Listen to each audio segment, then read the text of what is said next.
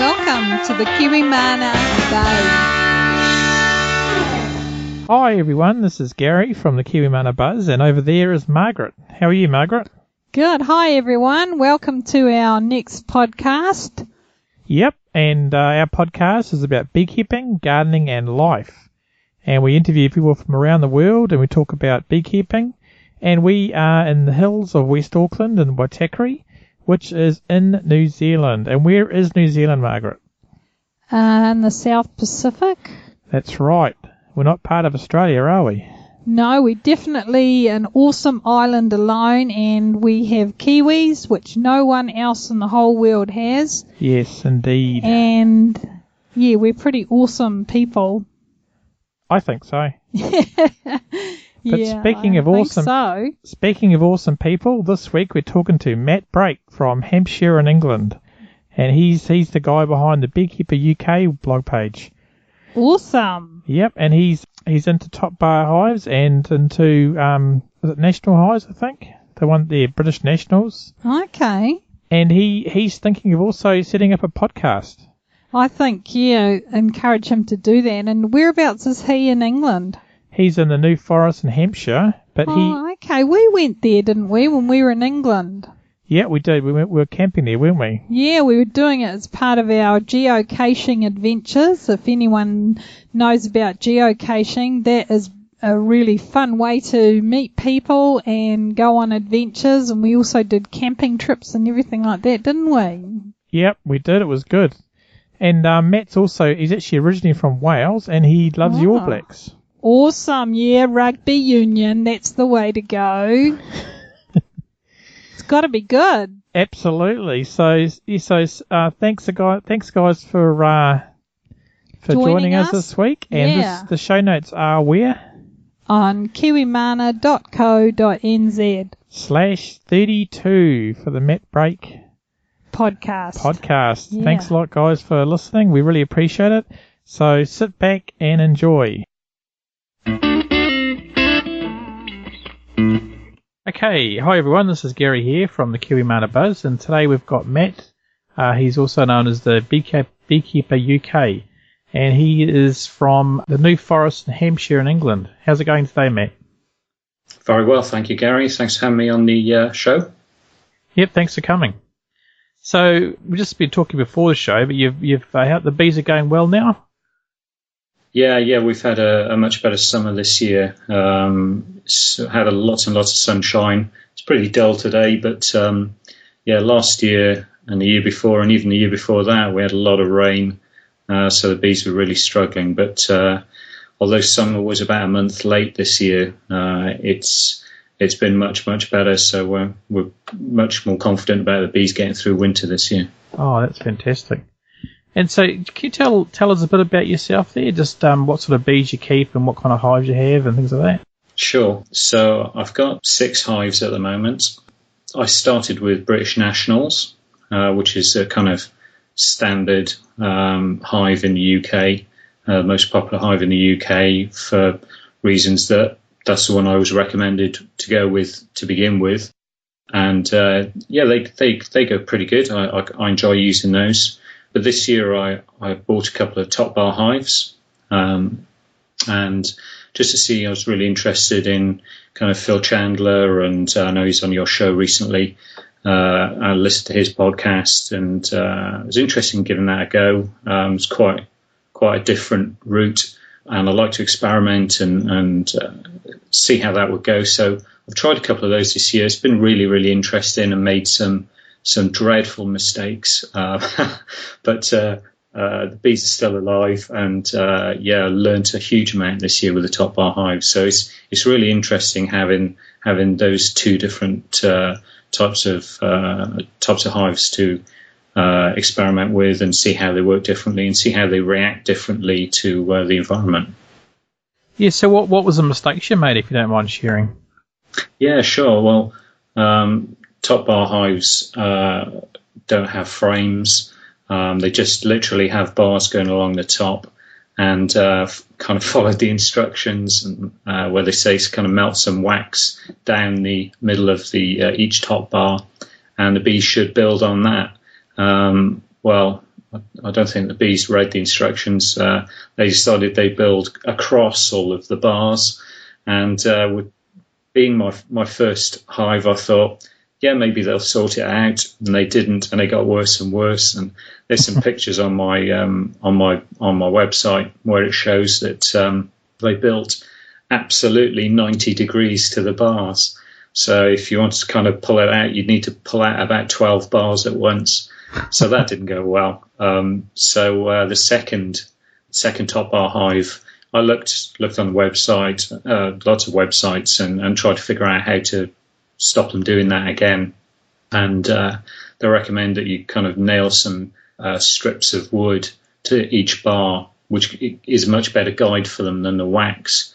And that's worked really, really well. So the second hive is building, the bees are building perfect comb across the bars nicely, and you can pull them all out and have a look at them. So yeah, I'm learning a lot. Oh, that's great. And did you use like popsicle sticks, or did you use the angled wood? Yeah, I used the angled wood. So that was pretty cheap. You don't have to spend masses, and it was really worth doing it. Just nailed it in and cut about 12-inch strips of it, nailed them onto the bars, and they seem to be much happier following those than strips of wax. I found as well the wax was melting in the heat and falling out of the bars as well. So something a bit more permanent was definitely the right direction. Yeah, it sounds good.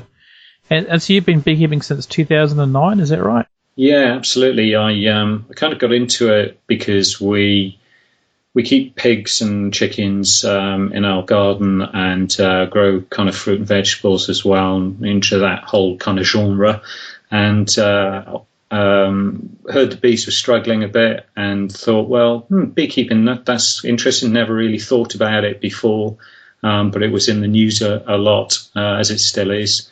And so I kind of went for a day's introduction to bees at a local association, and they did lots of theory in the morning, which was fine, and then in the afternoon we went to their apiary and actually got our hands on some bees, and that was really, really interesting. And I thought, this could be fun.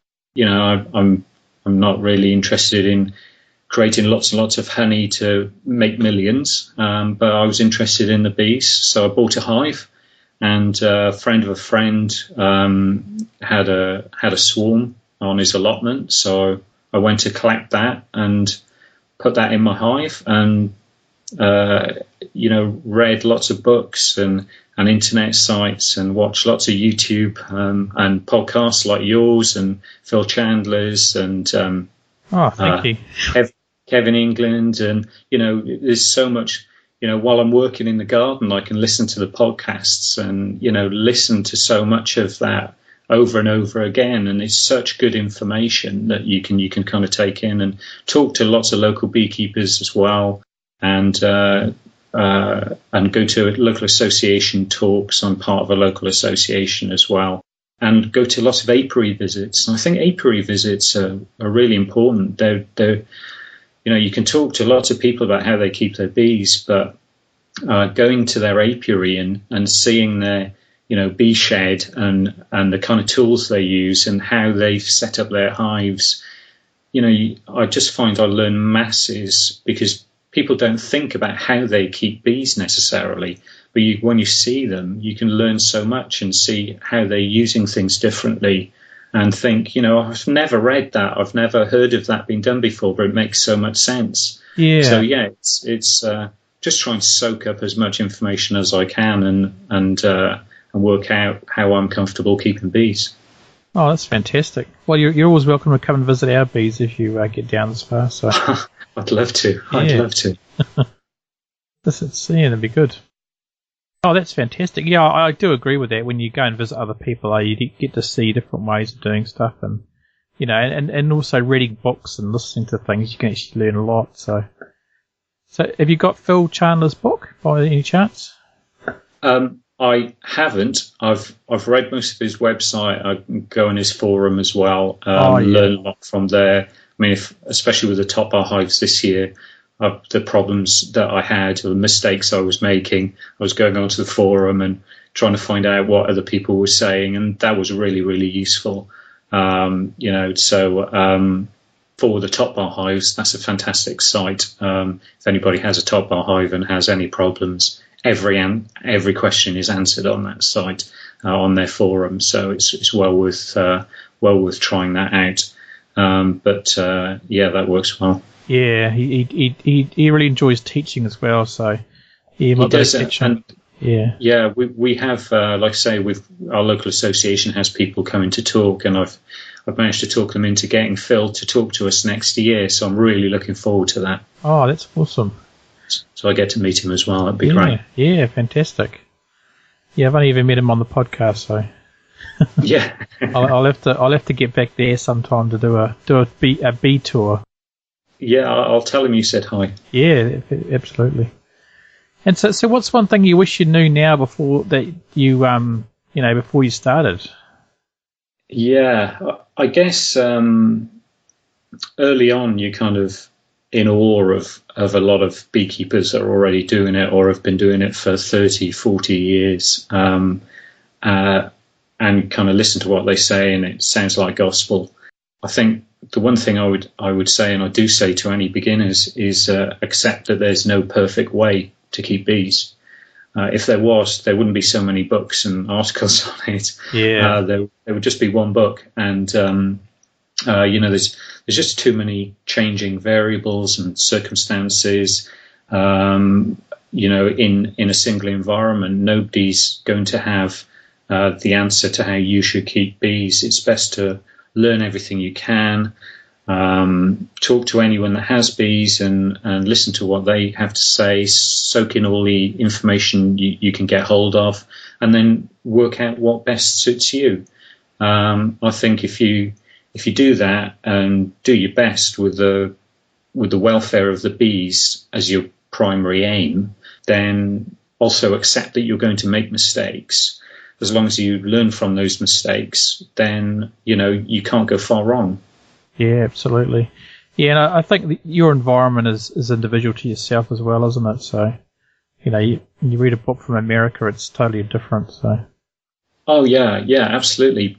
But that is interesting as well. That there's a lot of the websites American, Linda's blog and things like that, and Kevin England. I'm a big fan of Kevin. His podcasts are brilliant, and I really enjoy. He's a great guy. Yeah. And it's kind of interesting to hear how they deal with things, especially some diseases that they've got that we haven't got yet, and kind of thinking about what would happen if it got here. And problems they're having with CCD. I know they're really interested in how Europe are reacting to, the whole kind of plight of the honeybee, and we're interested in how they're doing it as well. There seems to be a lot of legal action going on over in the US, and that's really interesting as well.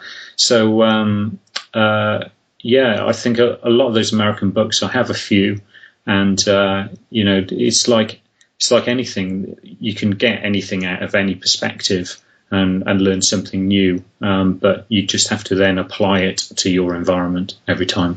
Yeah, absolutely. Oh, that's a good philosophy there, Matt. Fantastic. And so what's the most exciting thing you've done with beekeeping so far?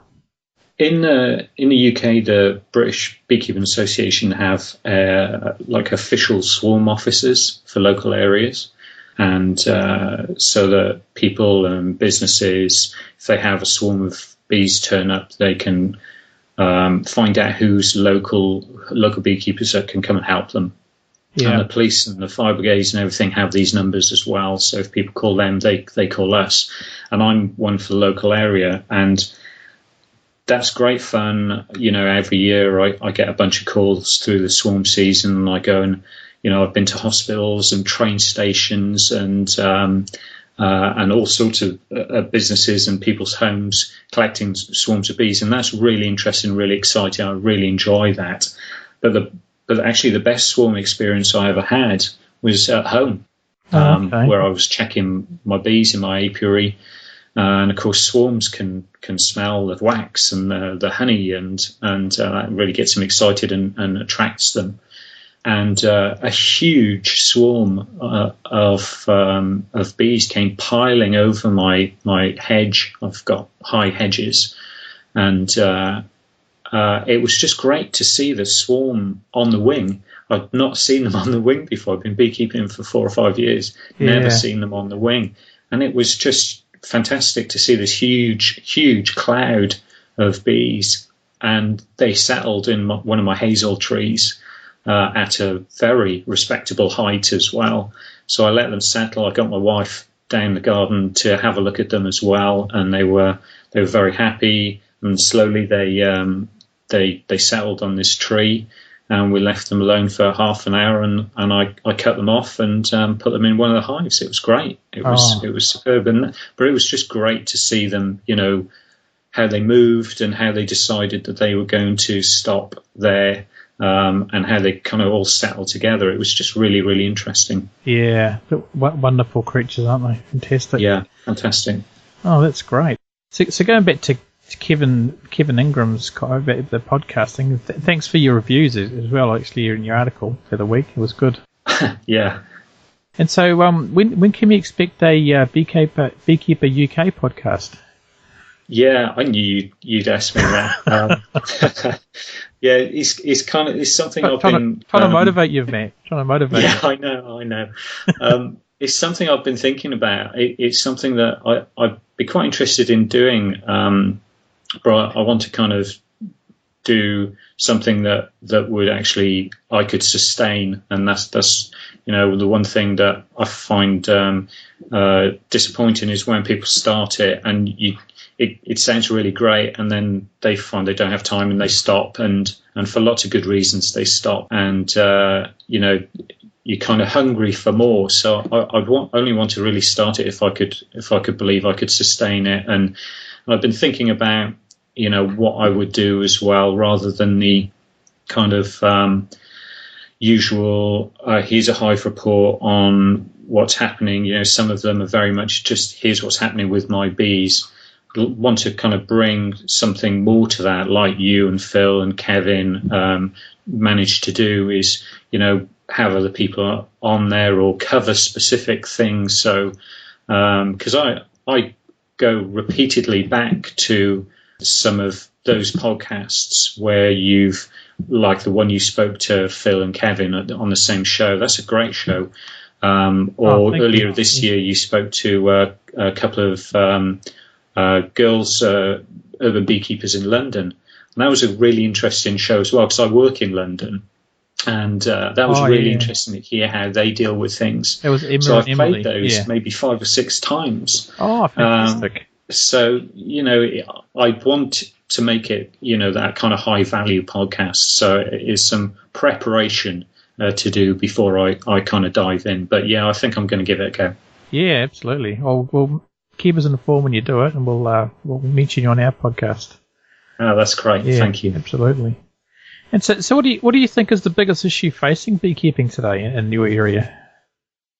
Yeah, I think we've got to nail this whole, chemical debate with neonicotinoids and a wider chemical debate for beekeeping generally, because we actually dump a lot of chemicals into our own hives as well as beekeepers, and we've got to kind of question, or I certainly think we've got to question what's appropriate and what isn't. I don't think that chemicals from pesticides are the only reason we're losing bees. I think it's a big factor, but it's a mix of reasons. Monoculture, and certainly in the UK there's a growing lack of diverse countryside, like there is in the US, and we're creeping towards that. Oh, with the monocultures, you mean? Yeah. Absolutely. There's more and more of that in the UK now, and nothing like the US, admittedly, but it does make a difference, and you can have your bees in one area and find, they're growing nothing but it's kind of wheat or maize for miles and miles around, and so the bees only get a 2 or 3 week period where there's a heavy nectar flow, and then they're really scrabbling around for stuff. But there's the natural pests and diseases as well that have spread around the world, and everybody seems to have pretty much every type of pest now. I know you guys have got Varroa, haven't you, already? Yeah, we have. So it's that kind of thing. We're all dealing with all of the pests from around the world because we're spreading them around. So, but I think pesticides. I think a lot of the damage with a lot of the kind of neonicotinoid side of things, though, is already done. We want to not make it any worse. They sit in the soil for so long, as I understand it,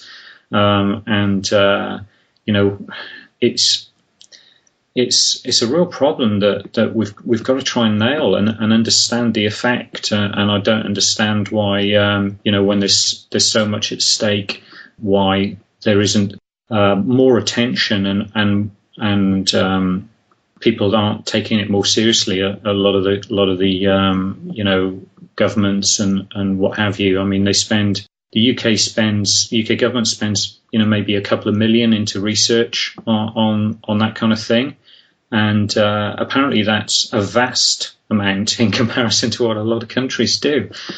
So yeah, it's a big problem that as individuals, we can't sort out on our own. We've got to get together and work it out before we start, continuing to dump all these chemicals across the land and everything else. Yeah, absolutely. Because I think they can still kill after 5 years in the soil, can't they? Yeah. Well, somebody told me that they can stay in the soil for 20 or 30 years, depending on how much is used, obviously. And I feel, bad for the farmers as well, because, they've been led down this path of being told, look, here's a silver bullet to farming, and getting rid of the pests and diseases. And they've done really well with, the kind of neonicotinoid covered rapeseed and that kind of thing, and stop using those really harsh chemicals that they were using, a decade ago, which is great because that really was wiping everything out. But now they're kind of saying, well, the farmers, they don't want to kill the bees, but they're saying, well, what should we be doing? Do we go back to those really harsh, widespread chemicals, or do we use the neonics? And, somebody tell us what to do, Yeah. So I feel really bad for those guys as well. It's a difficult situation. Yeah, true. Yeah, very true indeed. It's not black and white, is it? No, far from. And so much of the research is trying to, it seems to be saying, well, are these chemicals the cause of colony collapse disorder, or the cause of, it? But it's never going to point like that. It's always going to be a mixture of things where chemicals play a part, and that they need to accept that and do that research in that vein. Yeah, absolutely. No, that's good. Oh, that's fantastic that the government there is researching it. Like our government are basically ignoring it, so it's it's quite shocking, considering our dependency on agriculture. Yeah, it'd be good if they could all get together, and I think that in Europe there's an element of that where they're all kind of piling in money and trying to do things together, and that's what it really needs, because everybody's got exactly the same problem. Yeah, that does surprise me that they're not actually all joining together. It's really crazy. And, yeah, you kind of need a beekeeping UN, don't you? Yeah, you do. I mean, maybe that's the Epimondia. They're like a beekeeping organisation for the whole world. Yeah, totally. So maybe they can shed some light on that. I'll see if we can get them on the show at some point. Talk to them about it. Yeah, that'd be great, wouldn't it? Yeah, it would be. And so you mentioned you've got varroa mites there. So how do you control those? Because I know you try and be organic as you can. So yeah, we're not short of pests and diseases here. I'd have to say. So yeah, we've got varroa. and there's I've got a little bit of nosema, I know. Got the old microscope out and checked, but really, really tiny amounts. Yeah. I get a bit of chalk brood sometimes.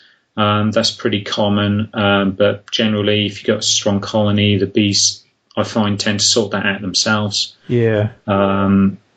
We get a little bit of wax moth, but not too much. We get a lot of earwigs, and they seem to eat the wax moth, so I encourage those.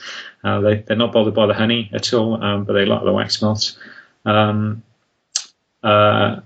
We get some AFB here as well. And so we had a breakout this year locally, so within a couple of kilometres of me. So that was a bit of a concern, but we had a bee inspector. Do you have bee inspectors in New Zealand? Not really. We do have we do have people that come out and do tests and stuff, but not, you can't exactly call them and get them to come out, so it's a bit different. Right. We have people These guys are great. Yeah. These guys are great because they're quite well organised in the UK.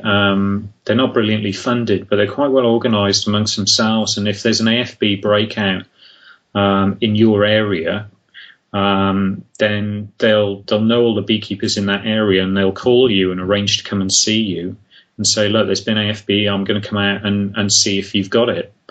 So they're really proactive, and it's great, and they're really friendly. You know, it's not a difficult thing. It's, you know, to have an inspector call you. It's great. They're very good in an advisory capacity as well. And it was great to have them around. Fortunately, I didn't have a problem, so I've escaped it to this point. But it was really interesting. So you asked me in terms of treatments. I don't use chemicals. In the first couple of years, I think I used Apiguard once, and it seemed fine. But I thought, well, really, if I can get away without using chemicals, I'd like to try and do that. So I might do some sugar dusting sometimes. I use mesh floors in all the hives. I've even got little mesh floors in the top bar hives. I think hygienics is really important as well. Yeah, absolutely. Keeping your tools and your gloves clean. And I have a suit and tools and gloves that I use to go and collect swarms, so that I'm not kind of infecting my own apiary. And bleaching your tools and scorching your hives. I think all of that's really important. The bees work really, really hard to keep their hives clean, and you need to kind of help them and play your part in that, and keeping the grass down even around the hives so that there's good airflow and things like that. That kind of simple stuff is, I think, really, really important. So I don't really use any chemicals for the past few years now. I'm experimenting a little bit with using maybe a couple of drops of thyme oil if I do a liquid feed, and they haven't all absconded in protest at that yet. So it's going to be interesting to see whether that has a positive effect on the varroa count. I grow lots of herbs as well. Especially things like thyme and rosemary and mint, but they love the thyme, the honeybees, and we get lots and lots of bumblebees in our area as well. And it's always interesting to see all the plants that the bumblebees are on and the plants that the honeybees go to, and it's usually different. But they love the thyme, and so quite often I'll cut some of the thyme and put that in my smoker as well. Oh yeah. See if that, because thyme is obviously what they use in thymol, and it's supposed to get rid of varroa, or at least reduce the numbers. So kind of trying to use that from a bit more of a natural perspective. And I think, a lot of the local beekeepers that I know, the more seasoned guys, they can use quite a lot of chemicals on their bees, and I don't have an issue with that. I think, like I said earlier, you've got to find out what works for you. But I like to try and not use the chemicals and see if the bees can kind of work it out. I mean, it's like propolis as well. I don't take the propolis out if I can possibly avoid it. I heard didn't read a huge amount about it, but I've listened to some podcasts about propolis. I think that was Phil Chandler again, actually, or it might have been. I think that was Craig did a good one about propolis. It was Craig. Yeah. That was. Is that Southern Maryland Beekeeper? Yeah, that's him. Yeah, That's another great podcast. It was Craig, and that was really. And I've listened to that talk about propolis again 5-6 times. Really interesting. So I leave as much of the propolis in there, and even if I have to take some out, probably stick it in a corner somewhere so they can still get at it. So kind of work in a way that encourages what the bees are already doing, rather than introducing anything that they wouldn't put in their own hive. That's the kind of philosophy. Yeah, absolutely. Yeah, Craig has a good podcast, but he just not very often he does them. So yeah, he was going great guns, and then obviously he's had some problems to sort out. But now he seems to be releasing 1 or 2 this year, and hopefully he'll get back into the run of it, because he's another great guy that was pushing out some really interesting information. So yeah, he is. He's good. Yeah, fantastic. And so, what are your plans for the coming season then? I suppose because I just saw you did a blog post yesterday about wintering down, aren't you? So. Oh yeah. Thanks for mentioning. Yeah. So yeah, it's nearly autumn here. So we're hoping for a couple more weeks of sunshine before the weather starts getting cooler. But I'm starting to think of feeding already. So I've got a couple of hives where I think they could do with more stores. So I've already got some liquid feed on them. I've taken a little bit of honey this year because I've got a couple of colonies that are really, really strong. Yeah. So I've had a few frames off them, and so I've got a few jars of honey for me and family and the neighbours, keep the neighbours sweet. Yeah. So winter preparation really is the main concern right now, making sure that they're all strong enough. They've got plenty of stores. If there's any colony that looks a bit weak, I might mix them in with another colony so that they can have a better chance of getting through the winter. Then really, getting some equipment for next year and thinking about next year and what extra things I like to do. I like having projects. I've built my own solar extractor and built my own bee vacuum as well, and things like that in the winter time. And obviously last year it was all about top bar hives, so maybe I'll get another top bar hive and read a lot more about them, because obviously I've made some corking mistakes this year. So having Phil Chandler come down, that'll be really good. So I can bend his ear on a few things, and hopefully catch up on the website a little bit.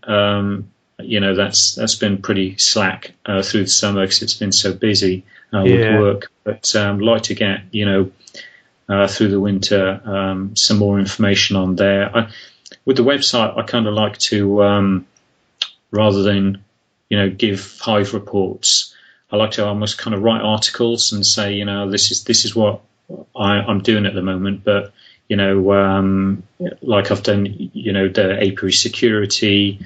Things you can do to look after your apiary and things like that, because you don't see a lot of that kind of information. And about the podcasts and apps that are beekeeping related and review things and kit and that kind of thing. I think that's because there's so many good websites out there that talk about their apiaries and what's happening and how you do that kind of thing.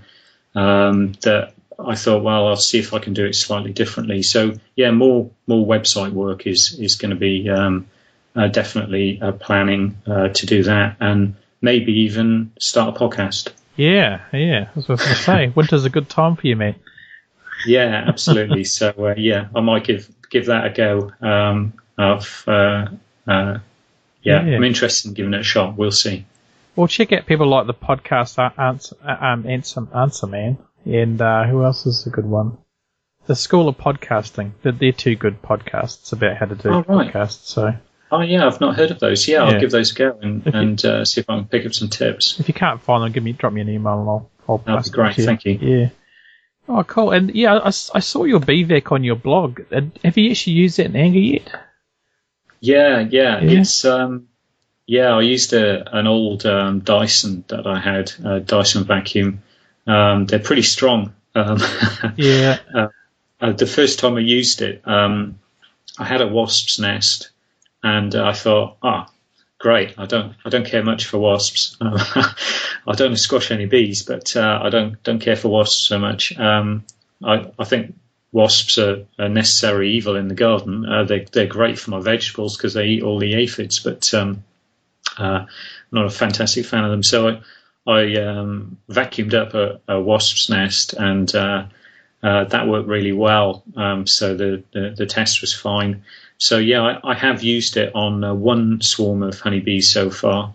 You have to make sure that you have some sort of control over the strength of the vacuum, and the second most important thing I'd say is that you have some sort of soft landing for them. When they hit the body, when they come through the tube and hit whatever container you have. So I actually carpeted the floor of the bee vacuum so that they kind of hit carpet, and I had it was a small swarm of about 3,000 or 4,000 bees, and it was only about a dozen of them got killed in the process. So yeah, pretty good odds. Oh, that's good. Yeah, but it needs to be a very kind of specific, very specific problem that you have where you would get it out, because most of the time, you can shake them or cut a branch or and get away without dragging out that much equipment. But it was fun to make. Yeah, no, I've often wondered how they work. So that's good. Yeah, I read your article about it. It was good. Your was it Beekeeping Gadgets article? Yeah. Yeah, there's a vast amount of information again on the internet about the different ones you can buy and how you can make your own. And I just read lots of information and thought, I could give that a go. And and once I did it, I thought, I did it slightly differently. So, and using slightly, most of the articles were American again. So, I thought, I'm going to put a British vacuum on the internet and show how that works. So, it was really good fun. It was really interesting. Oh, that's fantastic. Yeah, you'll have to do a blog post next time you go and do a swarm for it, and let's see if we can have a look at how it works. Yeah, I'll try and do that in action. It's so rarely. I usually go out on my own, so I'm usually kind of focused on getting the bees safely without recording things. But sometimes, this year I went out and there was a guy had a swarm high up in his hedge, and it was really nice because he got his camera out and he took a big pile of photos of me collecting it, which was really nice. So and he sent all those to me, and I actually took him some honey, a couple of jars of honey a couple of weeks ago to thank him for it, because it was really nice to have some good quality photos of me collecting a swarm, because of course you don't usually get that if you're on your own. So I'll try and get some video. Yeah, absolutely. I find that too. A lot of members of the public take film of you and photos, because I remember last season we were at the neighbourhood and there was at least 3 video cameras filming us. So wow. I don't know what, I never saw any of that footage, but probably on a You do draw a crowd though, don't you? It's Yeah. hard to be inconspicuous in the suit, and everybody likes to kind of come and watch and see what you get wrong. Yeah, So, absolutely. Yeah, it's good fun. That's part of the fun of it, I think. We're probably on New Zealand's funniest videos or something. Yeah, I'm not far off that myself. Falling down ladders and holding a box full of bees and that kind of thing is good. Is good fodder for that kind of thing. But it's good. I think I don't mind people watching though, because I think it's all good kind of good PR for bees and beekeeping, and makes them kind of think, well, there are guys out there that will come and collect these bees and look after them. And so if I get a swarm, I'm going to give them a call rather than, having pest control come in and destroy them. Yeah, absolutely. So, but it's pretty good. I mean, the pest control guys in the UK, my experience of them is they'll walk away from honeybees and insist that people call beekeepers. Do you have that in New Zealand as well? Yeah, I have recently heard of some cases where they've actually have destroyed them, which is really sad. Yeah, I think they're probably out there. They probably want the money kind of thing, but yeah, just shocking, really. They're pretty good here. I think that might be a little bit because there might be some, well, not exactly laws, but guidance for them that if they're honeybees, they should try first to get the owners of the property to engage with beekeeping associations and swarm officers before they kill them off. That I think that encourages them, and yeah, I mean, I get 30-40 calls through the beekeeping season, and I don't cover a massive area. So, we do pretty good. And when we collect the swarms, we have a list in my association of local beekeepers that want swarms of bees. So we arrange and make sure all those bees go to good homes, and that's good. We've got quite a big association in the New Forest, about 300 people are members, and so I do their website as well, New Forest Beekeepers Association website. And I edit their newsletter, so I'm quite well involved with what they do. I do that mainly, both those things, because it means that I get to talk to a lot more people, and I get to learn a lot more. And so it's good learning experience getting involved with your association. Yeah, absolutely. I think clubs are invaluable, eh? Absolutely invaluable. Yeah, you might not agree with each other on everything, and you can have some pretty robust debates about stuff, but at the end of the day, you're all trying to do the same thing. Yeah. And it's great. We have a couple of honey shows a year, and lots of talks and lots of social events, and it's good. It's good. There's a bunch of people that put a lot of work into making it successful and helping people learn more. So yeah, it's great. Oh, fantastic. Oh, well, we'll make sure we include that URL on our show notes for this show. So great. Thanks, Gary. Be good. So, have you got anything else to bring up there at all, Matt? No, I think we've covered just about everything I know. I don't want to say anything else to expose further ignorance on the show. So. Well, we've got to keep some material for your own podcast, don't we? So yeah, that's it. That's how I've got to think. I'd like to thank you and Margaret though for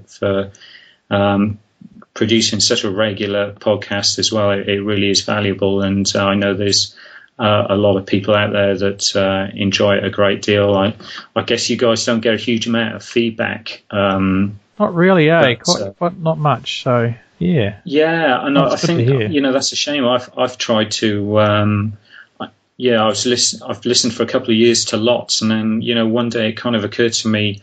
God, I've got so much out of so much learning and education out of these podcasts. So I'm going to kind of shoot off. It was actually when you first got in contact with me, and I thought I'm going to shoot off a couple of emails to these guys and tell them, how much I appreciate it, and I think I sent one to Kevin, and I hope he got that, just to thank him, making no specific point other than that, because,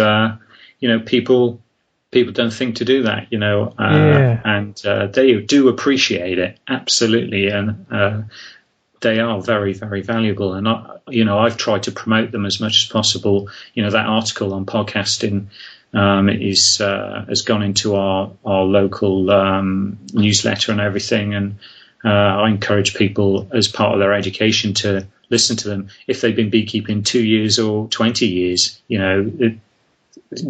People are finding new things out all the time, and you guys are covering, new articles and It's just a great way to get that information into you without having to sit and read.